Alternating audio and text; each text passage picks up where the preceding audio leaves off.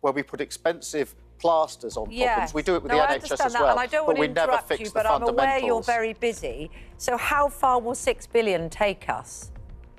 Well, 8.3 billion is the money we want to invest in clean British power. But that is to trigger, this is very important, private investment to come up alongside it. Keir Starmer just had the most disastrous interview of his political career, and it was impossible to look away.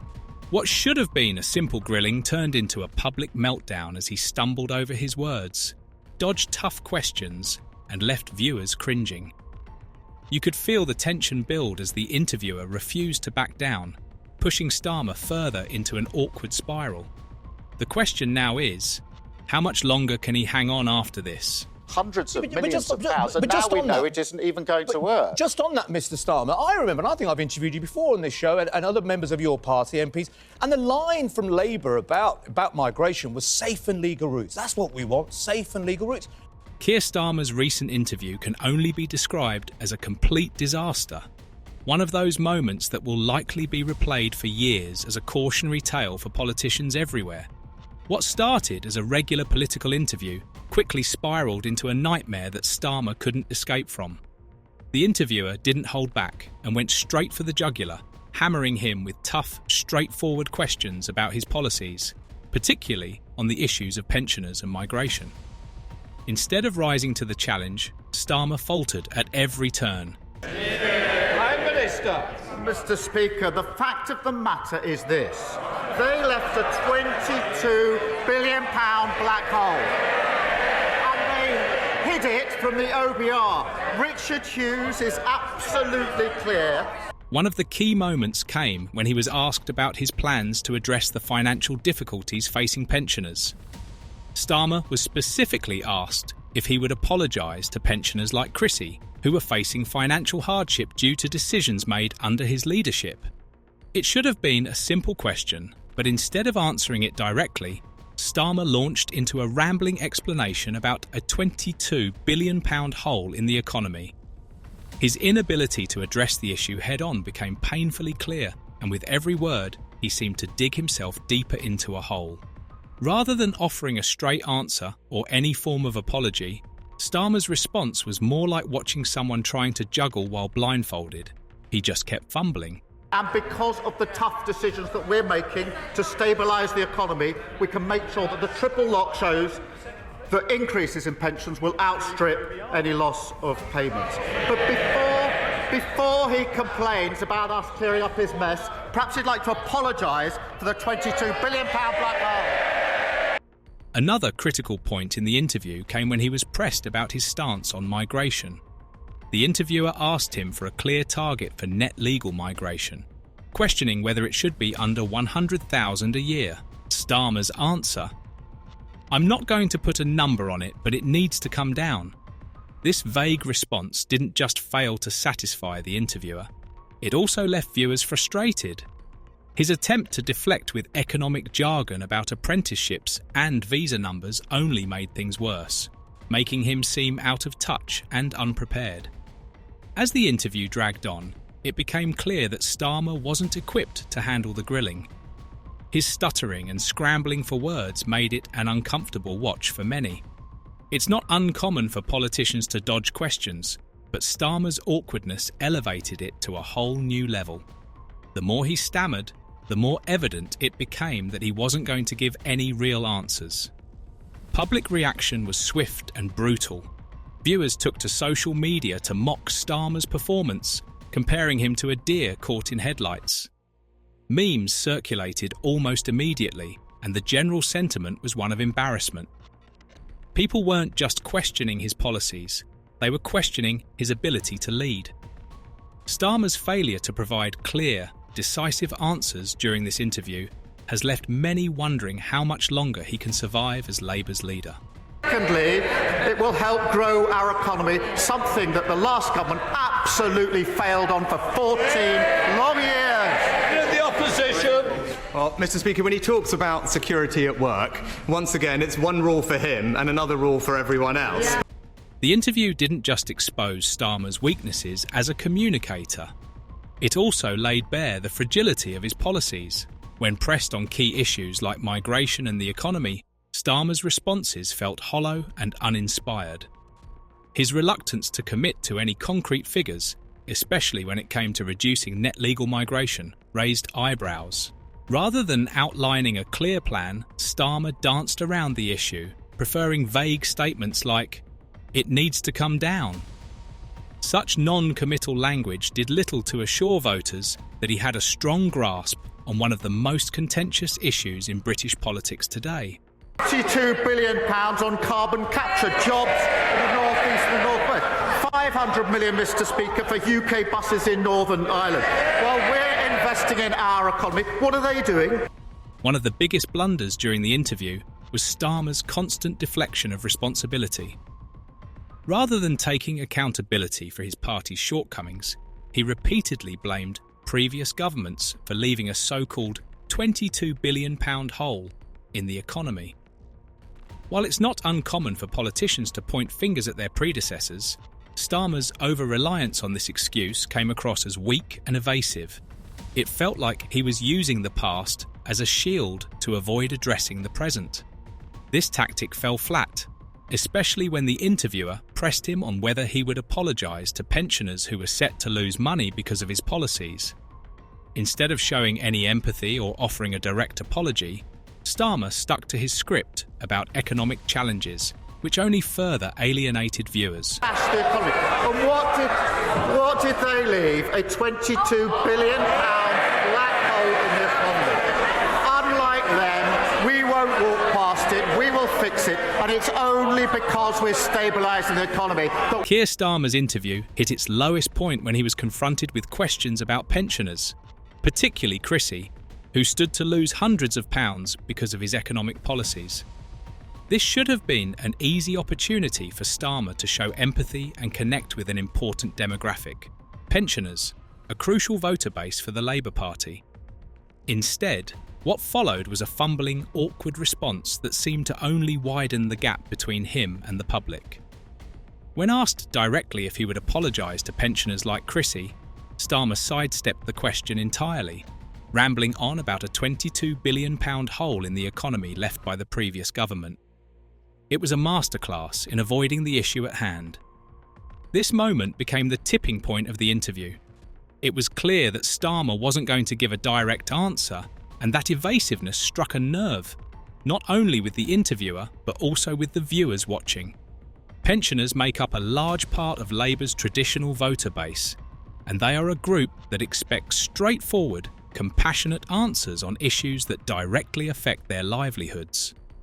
Starmer's unwillingness to take responsibility or show any concern for the financial hardships pensioners might face due to his policies signalled a lack of connection with the very people he needed to keep on side. For pensioners, financial security is paramount, and when their concerns are dismissed or downplayed, it creates an immediate sense of betrayal. Labour's base is built on working-class values, and pensioners are seen as a vital part of that foundation. By failing to address their needs and concerns, Starmer not only lost credibility in the eyes of the interviewer, but also in the eyes of the public. The issue became more than just a question of financial policy. It was about trust, accountability, and empathy. His mishandling of the pensioner question wasn't just a minor stumble, it was a glaring misstep that could have long-term implications for his leadership. Voters want a leader who understands their struggles, and in that moment, Starmer seemed detached and out of touch, a fact that could alienate key Labour voters at a critical time. The ageing population, the movement of people. This is a time when great forces demand a decisive government prepared to face the future. We can see that again in the Middle East today. As if Starmer's mishandling of the pensioner issue wasn't enough, the interview took an even more disastrous turn when the subject of Labour's controversial early release scheme was brought up. Under this policy, nearly 40 prisoners, including some dangerous offenders, were mistakenly released. It was a colossal blunder that dominated headlines, and during the interview, Starmer's inability to handle the topic only added fuel to the fire. Rather than addressing the issue head-on, acknowledging the mistake, or providing a solution, Starmer once again deflected and tried to distance himself from the problem. This part of the interview was where the wheels started to come off. When the interviewer pressed him about the scheme, asking him how such a mistake could happen under his leadership, Starmer's response was, to put it mildly, a mess. He seemed flustered and unsure of how to respond, which made the entire situation even worse. His usual tactic of blaming the previous government fell flat here, as this was an error that had occurred on his watch. The public reaction to this was swift and brutal. Social media erupted with criticism, and many viewers expressed disbelief that a leader could be so unprepared to handle such a serious issue. This prison release scheme wasn't just an administrative error, it represented a significant breach of trust. For the public, the idea that dangerous criminals could be mistakenly released due to Labour's mismanagement was alarming.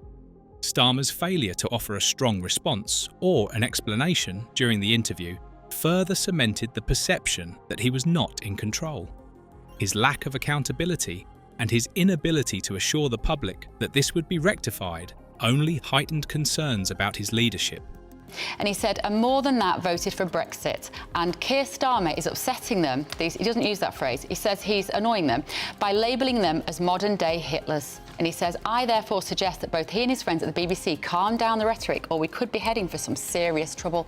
Keir Starmer's disastrous interview didn't just stay confined to traditional media. It exploded across social media in a way that no politician wants to experience. Almost immediately after the interview aired, viewers took to platforms like Twitter, Instagram, and TikTok, flooding them with reactions that range from disbelief to outright mockery. Memes began circulating, poking fun at Starmer's awkward pauses and inability to answer straightforward questions. Some compared his performance to watching someone trying to defuse a bomb but having no idea which wire to cut. One of the most painful aspects of the online reaction was how personal it became. Social media thrives on quick, brutal commentary, and users aren't holding back. Clips from the interview were spliced and shared, with captions mocking his responses like, 22 billion reasons why he can't give a straight answer.